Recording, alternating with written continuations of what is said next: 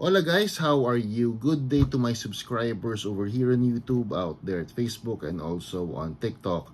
This will just be a short video or vlog for this episode as I will be opening a blaster box of Select 2021-2022 while waiting for the opening of the regular season of the NBA for 2024 to 2025. Medyo mababa na lang mga boxes nito because of the Wembanyama hype. And this is now considered as an old box. So let's see what does this entail us. Alright, so let's go.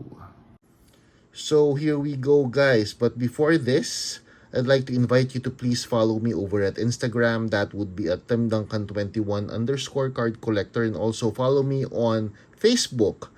That would be Revy Mayuyu's Hobby Vlogs as well. Alright, so let's go and open this thing up. And by the way, I am selling these top class boxes for 4,800 pesos each. So if you're interested, just comment away or visit or DM me over at Instagram or also on Facebook. Alright, so let's go and open this blaster box of Select 2021 and 2022. So let's go.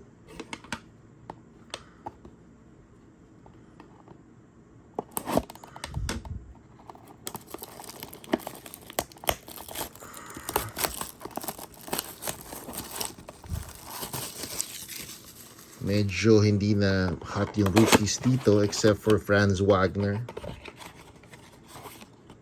And also, Cade Cunningham, hindi na masyadong mataas yung mga yun. Now, that's why these boxes have gone down considerably. So, we have 6 packs lang to open. And let's start with the first one.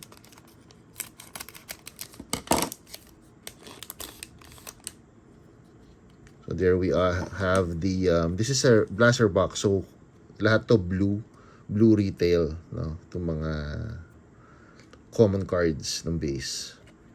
Alfred Payton, Kevin Love, and we do have a Jalen Green. That's good. That's a nice start. A Jalen Green Prism. I'm not sure kung anong kulay nito. I'm colorblind, so I'm not sure. Blue, Prism, green, white, purple. So many colors of, and I have to check. I think it's green, but I'm not sure. It looks like green and white or so, or was it purple? I have to check. So at least nakakuha tayo ng ganyan, no? A rookie of a pretty promising player. Alright, second pack. Seth Curry, Chris Duarte as RC, Josh Christopher RC as well, rookie card, and then Bojan Bogdanovic, the older Bogdanovic. Alright, so wala to, it's just a flash or so. Ang ganda, no? Ang ganda ng mga cards, to be honest with you. But you know, not all of them do sell high.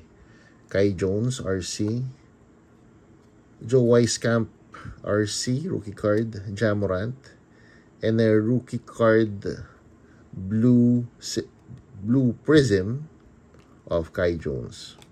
Alright. Oops, sorry. Buti na si Kai Jones lang yung nagkaganon.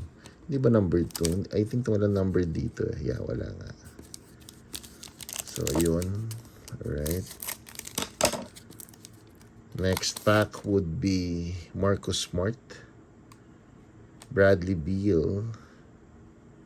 Walang RC dito ah. Is this an RC? Usman Garuba, RC Blue Prism. Lalaro pa ba si Usman Garuba? Sana makakuha tayo ng iba na Houston Rocket. Si Şengün ang maganda makuha. Evan Mobley, RC. Desmond Bain, Cameron Thomas, RC. Is an RC. Vucevic, wala. Cameron Thomas is RC. This is the last pack.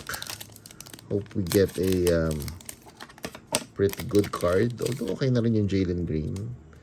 JT Thor, Giannis,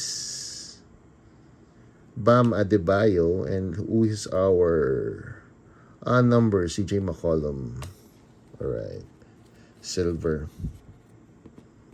So, for a recap ng medyo may halaga, rookies, JT Thor, Cameron Thomas, Evan Mobley, Usman Garuba na Blue Prism, Kai Jones na Blue Prism, Joe Weiskamp base, Kai Jones base, Josh Christopher.